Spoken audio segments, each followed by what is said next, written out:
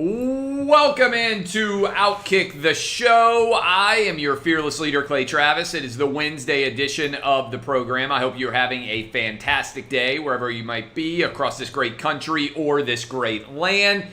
The conference basketball tournaments are officially underway this week. We are nearly at the one-year anniversary of the NBA shutting down after Rudy Gobert tested positive for COVID. And I want to let you know that next Friday, that is 9 days from now, we will be having a major public event for the OutKick VIPs. You can go sign up at outkick.com/VIP.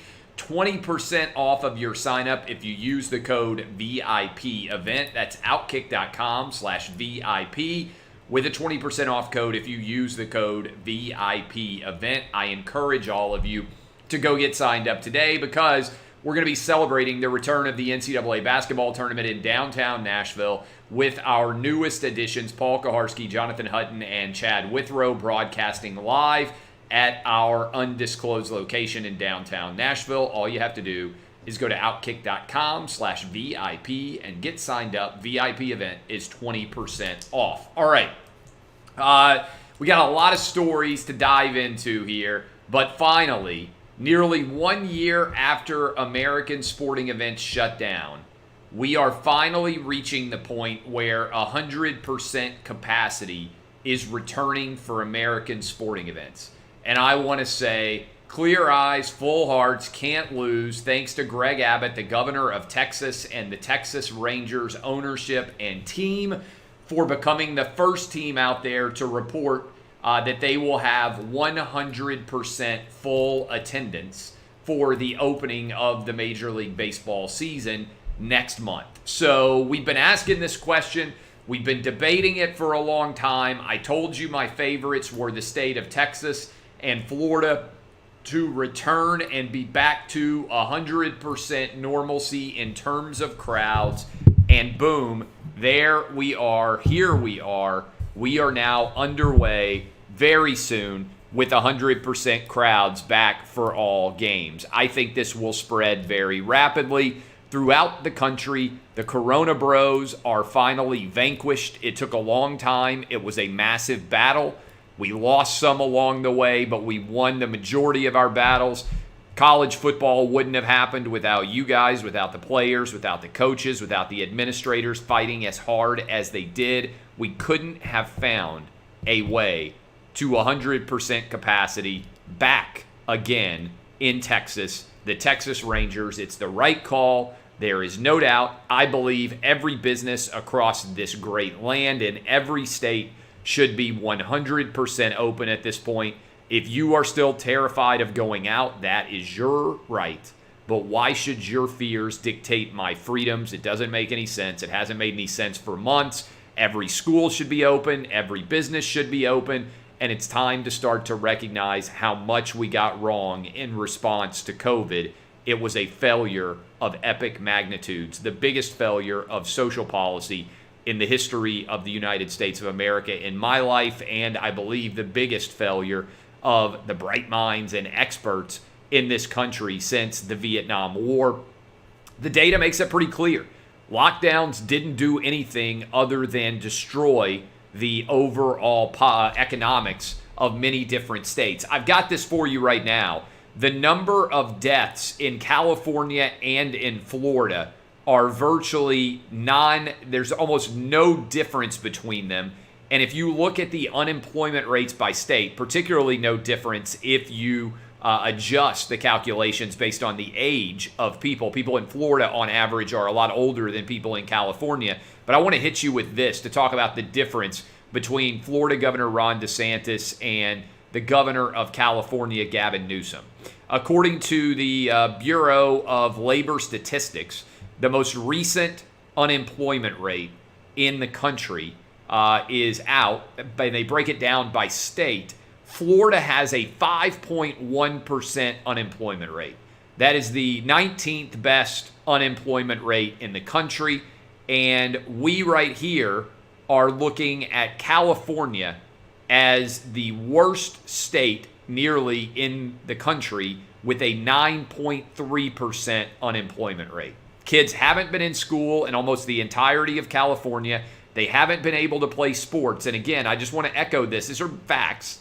This is not like some sort of wild opinion.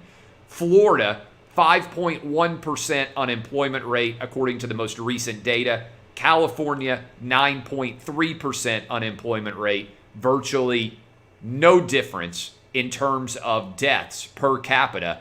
California has been locked down for a year. They haven't opened up Disneyland. They haven't allowed people to work anywhere in places of tourism such as those. Disney World has been open for almost a year.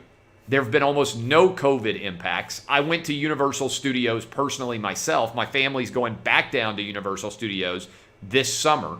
This spring. And I just think it is an amazing factual point here that Florida has handled COVID infinitely better than California, and almost no one in the media will tell it to you. Again, deaths nearly the exact same. Florida, 5.1% unemployment rate. Schools open for the entire year. Kids able to play sports. California, 9.3% unemployment rate. Everything shut down. There's an interesting metaphor there you can draw between Disneyland and Disney World. I think I'm going to write on it tomorrow. So this is, I believe, a failure to actually be the party of science. Ron DeSantis has done a better job of being the governor of science than any Democrat in the entire country. But props to the Texas Rangers and Texas Governor Greg Abbott for getting things back open, 100% capacity for opening day of Major League Baseball. Ironically, that news breaks today, which is the anniversary just about of the last sporting event with 100% capacity in the United States of America before everything got shut down with Rudy Gobert. I had a great stat for you. I saw Sage Steele tweeted this out. ESPN anchor Sage Steele, really outstanding person.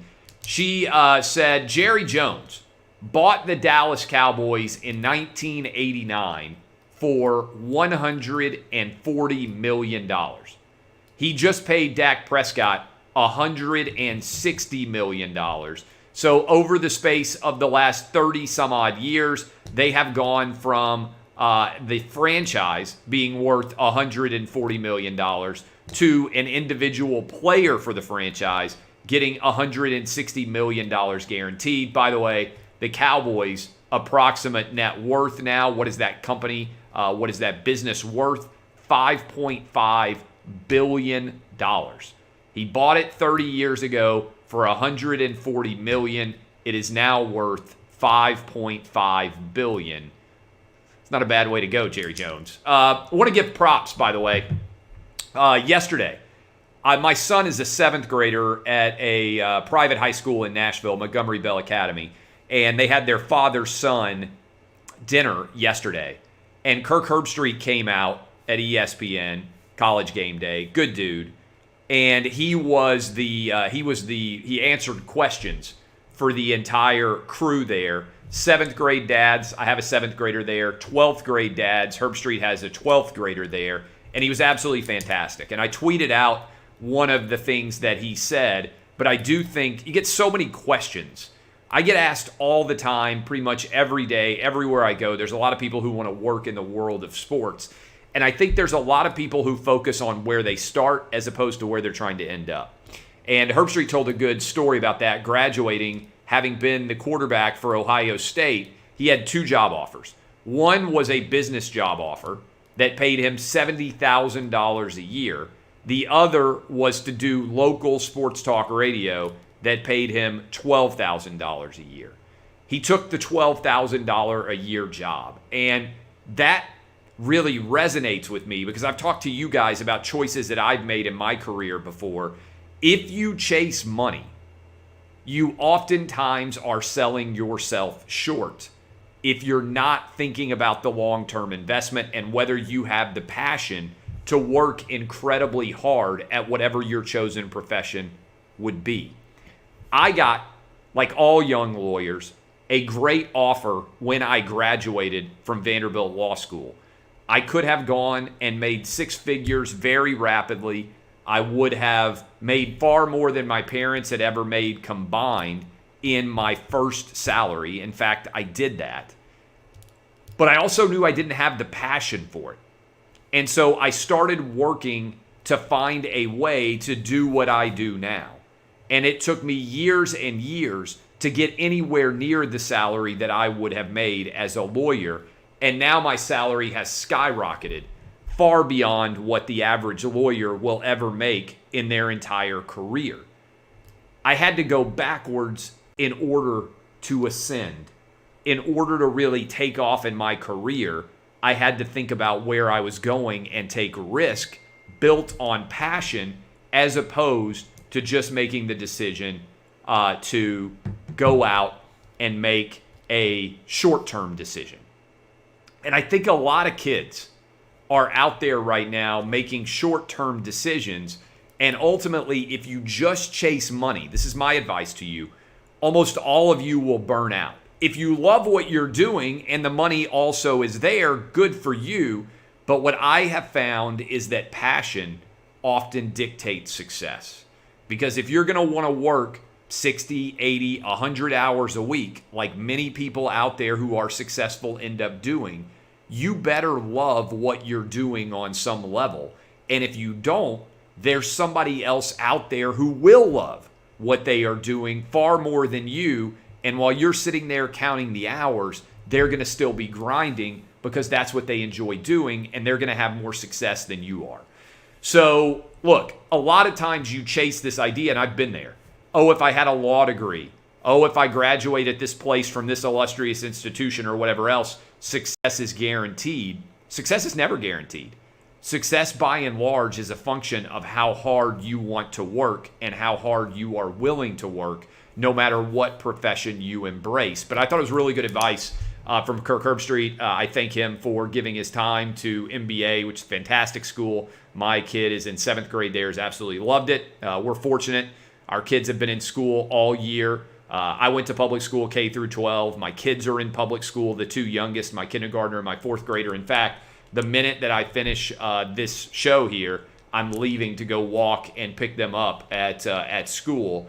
But I have to give them a lot of credit, all the teachers who've been open, but also, again, advice. Listen, if you're young, and I know a lot of you are watching this right now who are young or you're listening to it, a lot of times you worry about where you're starting instead of thinking about where you're trying to finish. Make your horizon broader than what you're going to get paid at 22 or 23 years old. My advice has always been, look at what your boss's boss does. Is that something you would like to do? If the answer is no, then it might make sense for you to pursue something else. Now, there's also nothing wrong with just doing a job to make money. Lots of people do that. You might have kids, a mortgage, responsibilities, be the head of your household. There's nothing wrong with doing a job just to make money to cover your expenses. But if you are young and you have flexibility and you have multiple hours, multiple options, and you have a choice, I wouldn't let it come down to dollars at the start. I would think about where you're trying to go. The NHL is moving to ESPN. I think this is a smart move.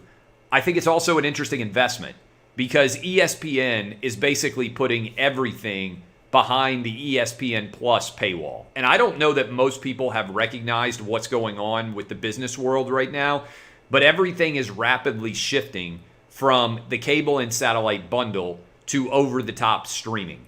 This is why, for instance, we are going with our own over-the-top network, which starts on Monday with the OutKick 360 show, and why we are in the process of building out our own podcast network, why we are in the process of building out our own over-the-top network, because we know that people want on demand their ability to consume whatever content is out there, and that a lot of you are moving away from just sitting down and flipping on your television. Now, I think television is going to exist for still years and years to come, but the business model now that makes sense is basically all these different bundles creating their own reality and streaming. And I told you this years and years ago.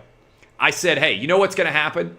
The cable and satellite bundle is going to turn into a bunch of different individual streaming companies and you guys are going to end up, me included, all of us, are going to have to pay more money for the streaming services. Look, I'll tell you right now what I pay for.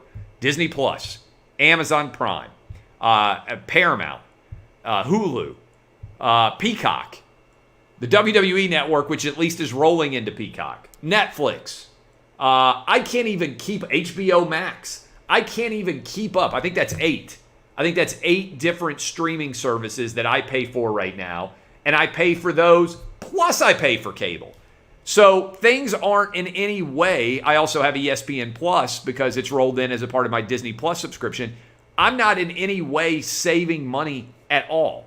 In fact, things are getting more expensive for me as we move forward. And I know that's the case for a lot of you out there, although some of you may be stealing your overall subscription. So I do think that is a story that is worth following, the rise of the streaming services. A couple of other different things out there. The NFL has announced a $182.5 million salary cap for teams in 2021. A lot of teams are way over the salary cap, and you are starting to see a massive number of NFL free agents hitting the streets. And I think what's going to happen is there are going to be a lot of one-year deals done to set the table for the next several years when the salary cap starts to rise again. There also probably will be some deals that are skewed, not that expensive in year 1, but coming a lot more expensive in year 2 and in year 3.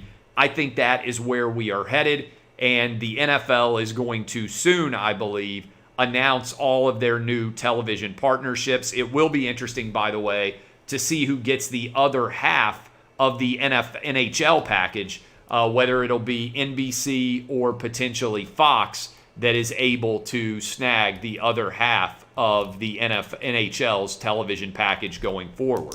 Did you see this story? I couldn't believe it. Mumford and Sons, which is a band. I'm not an expert in music. I know that I live in Nashville, and we have a lot of musicians who are big OutKick fans, and I enjoy meeting and hearing from those guys. But I don't really know anything at all about music. I like listening to music occasionally, but I'm not the guy who's going to be like breaking down this band compared to that band. I kind of am tone deaf. Back in the day, I used to do chorus because that had to be one of our electives that I did in high school. And I went to Martin Luther King Magnet School downtown Nashville, and we had a choral teacher who, Mr. Skandrick, was there forever. Short little, like the Black Penguin, right? Like short little guy, always impeccably dressed, probably 5 feet tall, bald. I mean, he looked a lot like the Penguin character in Batman. And as he would walk around and listen to us sing, he would decide, you're a bass, you're a soprano, you're a whatever, all the different ways that people can sing. I was a bass because I have a fairly deep voice, but I had no ability to maintain any kind of tone. And so I remember him standing in front of the basses one day, and he told me, he said, "You lip sync, and you are going to be the person in this chorus group who announces what songs we are singing, but then you never actually sing because you aren't able to stay in actual tune with everybody else." So I'm not a music guy, never have been. I'm tone deaf. I don't have any abilities there. But did you see this story? This is unbelievable. Mumford and Sons has canceled their guitarist for liking a conservative book by a guy named Andy NGO. I'm not sure exactly how you pronounce his name. I've seen him. He's very active on social media. And he wrote about why Antifa is a terrorist organization. Well, they are.